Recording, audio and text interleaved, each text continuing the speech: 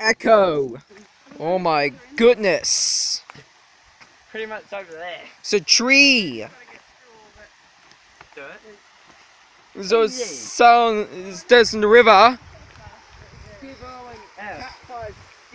Yes, it was Steve Owen.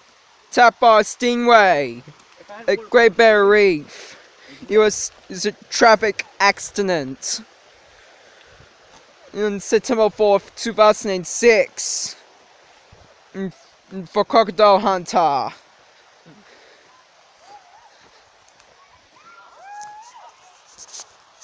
You see, it's Steve Owen. This is it. Stop recording.